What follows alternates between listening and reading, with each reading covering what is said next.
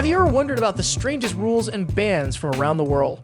Join us as we embark on a quirky journey across continents, exploring the most bizarre prohibitions you've never heard of. So buckle up, it's going to be a wild ride. Coming in at number 10, running out of fuel, Germany. Picture this, you're cruising along the Autobahn in Germany, the land famous for its precision engineering and, of course, those no speed limit stretches. But wait, there's a quirky rule you should know about. In Germany, letting your car run out of fuel isn't just a minor oopsie, it's actually against the law. That's right, coming to a halt because your tank is empty is a major no-no on German highways. Now you might be wondering why such a strict rule. Well, it's all about safety. The Germans take their road regulations seriously, and a car unexpectedly stopping on the Autobahn could spell disaster at high speeds. So they decided to nip that problem in the bud with this unique law. At number 9, wearing yellow in Malaysia.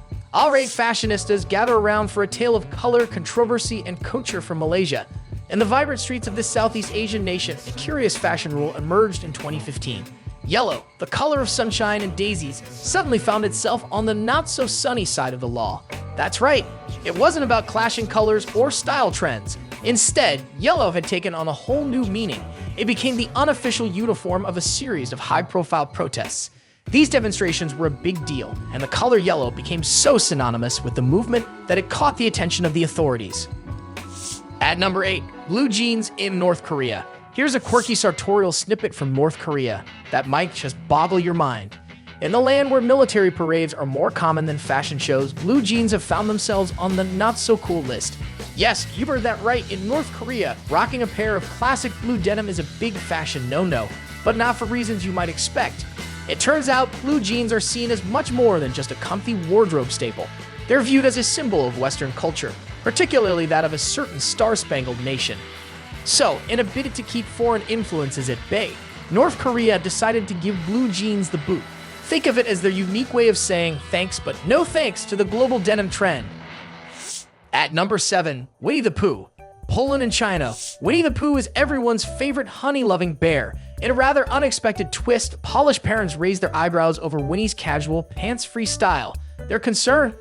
It might not be the best look for children. This led to a rather unusual situation where Pooh Bear's appearances were restricted in settings around kids. Imagine that, a bear too bare for comfort. But that's not the end of Pooh's global adventures. Over in China, Winnie the Pooh unexpectedly morphed into a viral internet celebrity, but for a reason you might not expect. The cuddly bear's resemblance to a well-known political figure sparked a flurry of memes and jokes across the Chinese internet. This unexpected doppelganger situation amused many, but also ruffled some feathers at the top, causing quite the commotion in the corridors of power.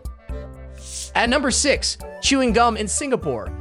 Imagine strolling through the impeccably clean streets of Singapore, enjoying the sights and sounds of this bustling city-state. But wait, you feel the urge for a chewy snack, perhaps a stick of gum?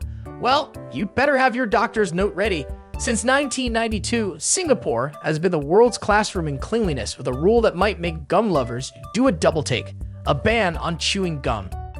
Why such a sticky situation, you ask? It's all about keeping those pristine streets, well, pristine. The leaders of Singapore decided that gum was more trouble than it was worth, with chewed up wads sticking to sidewalks, seats, and let's not forget, the doors of their shiny new subway trains. So they stuck it to gum with a ban that made headlines around the world. So if you find yourself in Singapore with a hankering for some chewing action, remember to pack a prescription or maybe just opt for a mint instead. It's a unique quirk in this city's quest for cleanliness, turning the simple act of chewing gum into a matter of law and order. At number 5, choosing a first name in Denmark. Welcome to Denmark, where the baby naming game has a unique twist. Here, picking out a name for your little bundle of joy isn't just a matter of flipping through a baby book or calling them after your favorite movie character. Oh no, in Denmark, they like to keep things orderly, even when it comes to names. So, they've compiled an official list, a kind of who's who of approved first names, boasting a hopping 7,000 options. That's right, from all more desirous, if you're naming a baby in Denmark, you've got quite the catalog to choose from. But what happens if you're feeling a bit more creative or have a penchant for the unique? Perhaps you want to name your child after a distant star or a hero from a saga. Well, that's where things get interesting. You'll need to send a special request to the Danish government, kind of like asking for royal approval for your baby's name. Imagine writing to the authorities, "Dear government, can I please name my child Moonbeam or Gandalf?" At number 4, mowing the lawn in Switzerland. Switzerland, a land known for its picturesque mountains, delicious chocolate, and quiet Sundays. That's right, in this country where precision and order are almost national hobbies, there's a charmingly unique rule for all weekend gardeners out there. If you're planning to rev up your lawnmower on a Sunday, you might want to think again. In Switzerland, Sunday is not just a day of rest, it's also a day of rest for lawns. The reason behind this peaceful practice is all about neighborly love. The Swiss believe that Sundays should be as serene as their postcard-perfect landscapes, so they've decided that the buzz, hum, and roar of lawnmowers should take a break, giving everyone a chance to enjoy a little tranquility with their morning coffee and croissants. At number 3, cotton buds in France. France, the land of haute couture, exquisite cuisine, and environmentally conscious ear cleaning. You heard that right. In 2020, France decided to bid adieu to those little plastic-stemmed cotton buds that have been a staple in bathrooms and makeup bags. Why, you ask? Well, it turns out these tiny tools are not just handy for fixing smudged eyeliner or cleaning out earwax, they're also champions at polluting our beautiful oceans. Enter the ban on plastic-stemmed cotton buds. This move wasn't just a sudden whim. It followed years of nudging by environmental NGOs who were tired of seeing these little plastic invaders wreaking havoc in aquatic environments.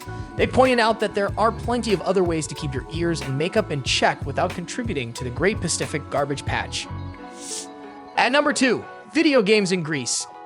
Picture this, it's 2002 in Greece, a land known for its ancient ruins, beautiful islands, and a surprising ban on video games. Yes, you read that right. In a plot twist worthy of a Greek tragedy, the government decided to hit the pause button on all things gaming. The goal? To tackle illegal gambling head-on.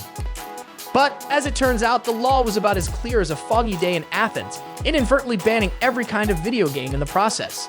Talk about an epic level up in lawmaking mishaps. But fear not, for this tale has a twist. Fast forward to 2011, and it seems the Greek government had a change of heart, or perhaps just a clearer understanding of what video game means. Under pressure from the European Commission and probably a legion of confused and frustrated gamers, the ban was lifted. Video games made a triumphant return to Greek screens, much to the relief of gamers young and old. Last but not the least, at number 1, Valentine's Day in Saudi Arabia.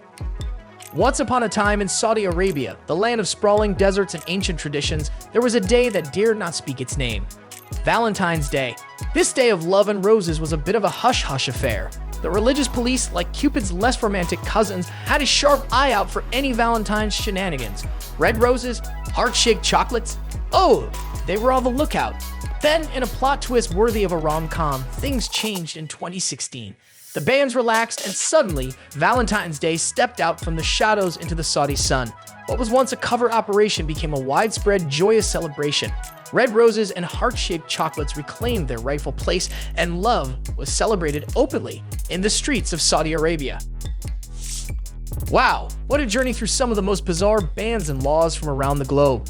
We hope you enjoyed exploring these weird and wonderful prohibitions as much as we did. If you found these odd laws as fascinating as we do, don't forget to hit that like button.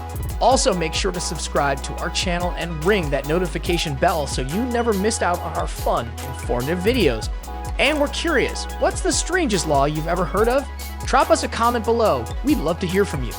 You may also want to watch 10 essential cross-cultural etiquettes you must know, and world's 10 safest cities in 2024. Thank you for watching.